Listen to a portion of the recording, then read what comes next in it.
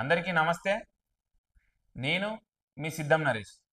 కలియుగ ప్రత్యక్ష దైవంగా భావించే ఆ తిరుమల తిరుపతి ఆ వెంకటేశ్వర స్వామి ప్రసాదం ఏదైతే ఉందో లడ్డు అపవిత్రమైనది, కల్తీ జరుగుతుందనే విషయం తెలుసుకుంటే ఇవాళ బాధపడాల్సిన అంశం. ముందు లడ్డు తీసుకెళ్తే ఫ్రిడ్జ్ లేకపోయినా కూడా 1 మంత్ ఉండేది, 1 మంత్ నిల్వ ఉండేది. టీడీపీ అధికారంలోకి చంద్రబాబు నాయుడు రాగానే ఒక ప్రెస్ మీట్లో తిరుపతి దేవస్థానం యొక్క లడ్డు అపవిత్రమైనది, అక్కడ కల్తీ నెయ్యి వాడుతున్నారు, జంతువులకు సంబంధించిన కొవ్వు వాడుతున్నారని ఒక అంశాన్ని లేవనెత్తింది. కడాన ప్రసాదాల్లో కూడా అపవిత్రమైన ముడిసరుకులను వాడారు.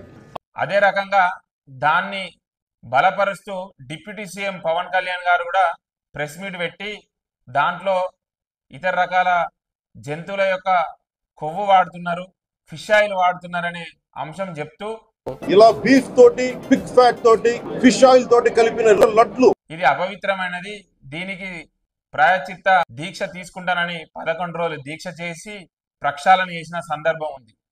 11 రోజుల ప్రాయశ్చిత్త దీక్ష చేపట్టారు AP deputy CM Pawan Kalyan. Tirumala శ్రీవారిని దర్శించుకుంటారు పవన్. జగన్ గారు కూడా ఈ అంశాలన్నీ చూసి మా ప్రభుత్వంలో ఎలాంటి అట్లాంటి లడ్డులో అవకతవకలు జరగలేదు, ఎవరైనా లడ్డులో అలాంటి కల్తీ జరుపుతారా, అది 2-3 దశల వారీగా టెస్టుకు పంపించిన తర్వాతనే దాన్ని వాడకం జరుగుతుందని ప్రెస్ మీట్ పెట్టి మరీ చెప్పడం జరిగింది. ఘీకి బదులు యానిమల్ ఫ్యాట్ కూడా వాడారని, లడ్లు తయారయ్యాయని. ఈ రసాయనాలు కూడా 2-3 దశల వారీగా టెస్ట్ చేసినా కూడా దొరకకుండా దానికి సంబంధించిన గ్రేడ్ను వాడుతూ వీళ్ళు మోసం చేయడం జరిగింది. దాని తర్వాత లడ్డు విషయం దర్యాప్తు చేయమని సిట్ బృందానికి అప్పగించగా అది 2 సంవత్సరాలు సుదీర్ఘంగా పరీక్షలు చేసిన తర్వాత అసలు విషయం ఏమిటంటే అందులో ఒక చుక్క పాలు కూడా వాడకుండా దాన్ని తయారు చేస్తున్నారు. జంతువుల కొవ్వు కానీ ఏం వాడట్లేదు, కాకపోతే కొన్ని రసాయనాలు, కొన్ని కెమికల్స్ వాడి అలాంటి నెయ్యిని తయారు చేస్తున్నారు. బోలే బాబా అనే ఆర్గానిక్ సంబంధించిన సంస్థకు దాని కాంట్రాక్ట్కి ఇచ్చిర్రు. ఆ కాంట్రాక్ట్ తీసుకున్న వాళ్ళు కల్తీ నెయ్యిని తయారు చేసి ఈ 5 సంవత్సరాల పాటు వాడకం చేసిర్రు.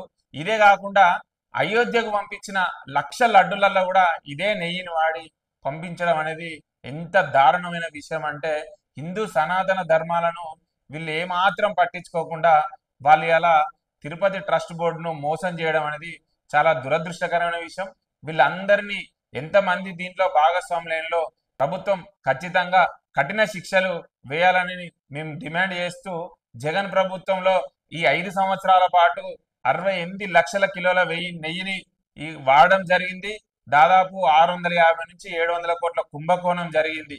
ఇదంతా పక్కకు పెడితే మన సాంప్రదాయాలను అగౌరవపరుస్తూ ఇట్లా లడ్డూను కల్తీ చేయడం, దీనికి బాధ్యులైన, దీనికి సంబంధించిన ఎవరెవరు వాటాలు తీసుకున్నారు, ఎవరెవరి కమిషన్లు తీసుకున్నారు, వీళ్ళందరినీ బయటపెట్టి ప్రతి ఒక్కరిని శిక్షించాలని నేను ప్రభుత్వాన్ని డిమాండ్ చేస్తున్నా. అసలు మనం తిరుపతికి వెళ్తేనే లడ్డు తీసుకొచ్చిర్రా మీరు అని అడుగుతారు.